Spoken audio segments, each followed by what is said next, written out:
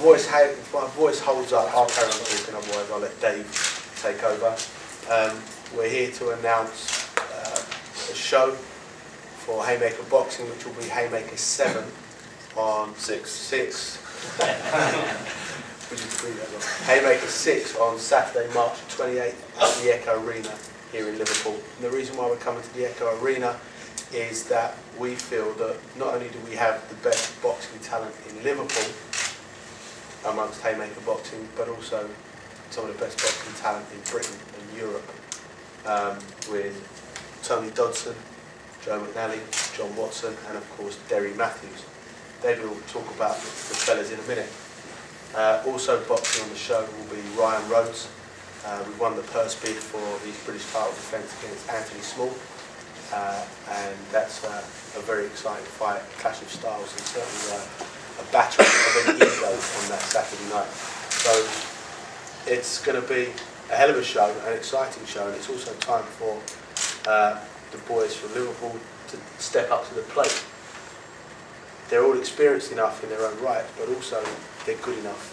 And Dave and I have always believed, and everyone feels with us, that if you're good enough to take challenges and title fights, then why hang around and sit around for a year or 2 years?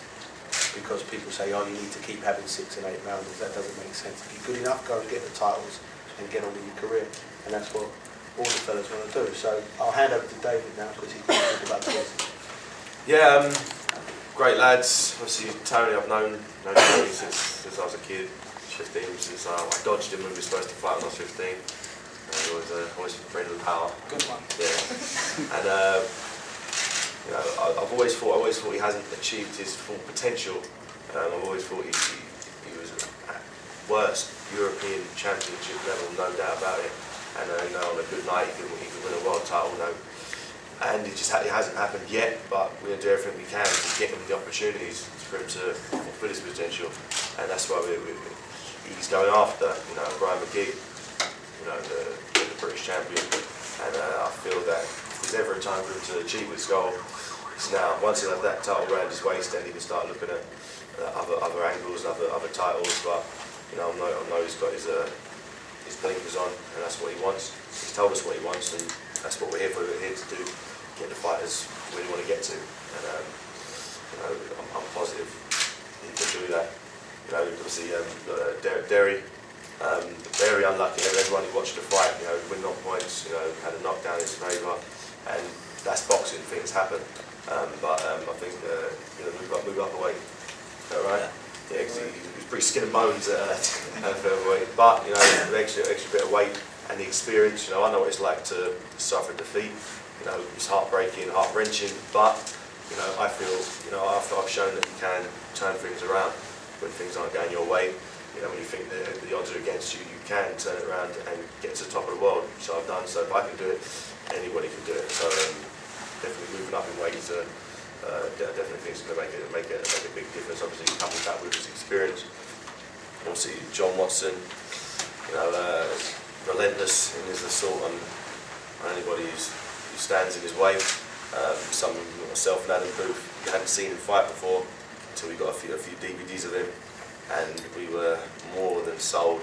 And he was definitely someone that we wanted on this day. We're exciting fights. Not just that he's a good fighter, he's exciting. All the fighters that we sign up for that same ethos of wanting to entertain the crowd. They haven't got too much of a safety first. Vladimir Klitschko, jab and run high. They come to fight, and that's what we're all about. You know, and obviously at the end there, you know, solid southpaw. Everybody that we talked about him has said he is the strongest person, you know, around his weight class by far, and he's proven that in the ring time and time out. And I'm just glad to have all these fellas there in their hometown, you know, when they're in front of their home fans, just doing what they do best. And I think they'll all buzz off each other. They'll all get up, and you see the best. You see the best in someone when they've got their fans behind them. And I'm sure, you know, the good Liverpool boxing public and public in general are going to come out in droves and really get behind their fighters, because I think it's definitely the start of big things to come. We're looking at doing fights here, title fights, and I can't wait for it. I'm looking forward to it, and it's going to be an extravaganza. I can't wait. The Echo Arena is a hell of a venue. I was there last night. I was there last night for the sports. Good enough for the Sports Personality of the Year, which was great. I was taken back by how nice it was the first time I've actually been inside. I've seen it from afar, but to be in there, it's actually more impressive inside than it was from afar. We got on Saturday night, Brian McGee won the British Super Middleweight title, and we're now going to be on the phone and doing everything we can. So on Saturday, March the 28th, Tony Dodson gets back the title that he never lost in the ring in front of his home fans. And if we double that with Ryan Rhodes shutting up Anthony Small in an exciting British middleweight title fight as well. With, on the undercard, I think now, John's ready in the next 10 to 12 months to have the British title around his waist. And the only way he's going to get there now is by beating the fellas that are ranked above him. I think he appreciates that. So John's going to be in for a competitive fight in front of his home fans. Derry has got to now get back in the ring and move towards a super featherweight belt in the next year, because he's a champion. He's just a champion who lost his last fight. Ironically, he's lost his last fight to a fella who's going to pick up, more than likely, the British featherweight title. I think David said with the extra pounds, I think you talk about that, but with the extra pounds, he'll be finding punch harder too. Work for me.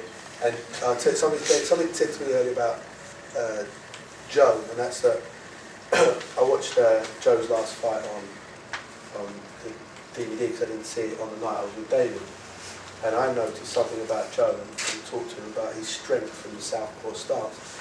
David said that he's been around the international scene and he's boxed all of the world champions in amateurs, and in the international amateur scene you get the majority of southpaws. That's where they seem to come through.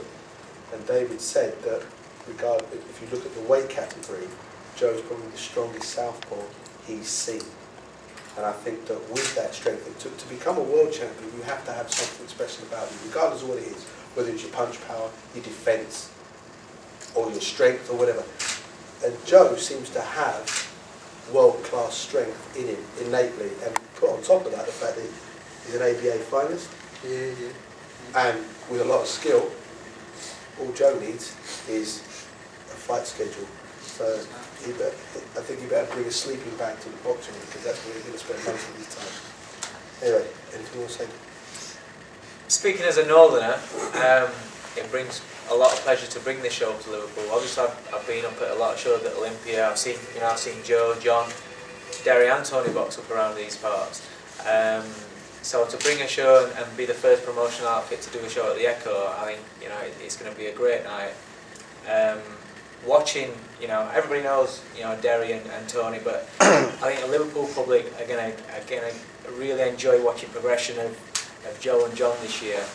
Should I say next year, 2009? Because like Adam and David said, that's going to be a year when they're going to get pushed along. I think we, as a promotional outfit, have got the two of the best young prospects throughout the country at the moment in those two, and they're going to be in exciting fights. Going to be in fights that mean something.